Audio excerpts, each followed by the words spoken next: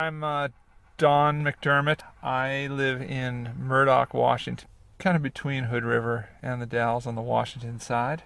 And we are sitting in my vineyard in between my Zinfandel and my Syrah. Sarah and I came here in '86 for the first time, fell in love with the area.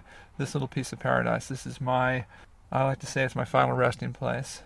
It's right on the Columbia River. The railroad runs through. I don't mind that a bit because I am a railroad guy. I spent most of my professional career working for Conrail back east for their damage prevention department. They were always great to me and were a good company to work for, and I have no problems with the railroad. I do have a problem with the coal shippers bringing coal through my property and spilling it.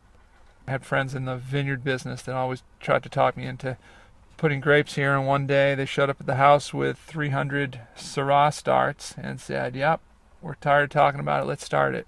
Here we are in 2013, and the oldest vines are 13 years old, and the youngest ones are about 7 or 8. We've got a going operation here. I have 42 acres here, only 10 of it is planted in grapes. The rest of it is very beautiful and very natural. I've got a trout pond down below. I've got trees and our resting places for bald eagles and red-tailed hawks. I can see a red-tailed hawk right now. There's a big valley that runs down the middle from the pond, which is beautiful. I first started noticing that there was coal along the rail bed about a year and a half ago. There weren't very many coal trains, so it was kind of puzzling to me. And then I started paying attention, and the cars were not covered.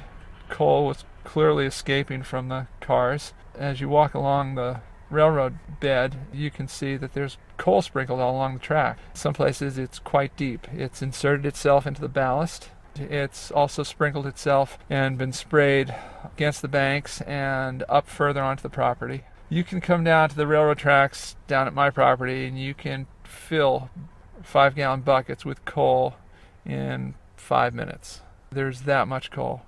Just along the tracks, it's anywhere from an inch to 4 inches deep. I've been to a bunch of meetings now, and I've heard industry representatives and the public relations firms say that it's not a problem. It clearly is. So they're lying about how much coal is being lost from the coal trains.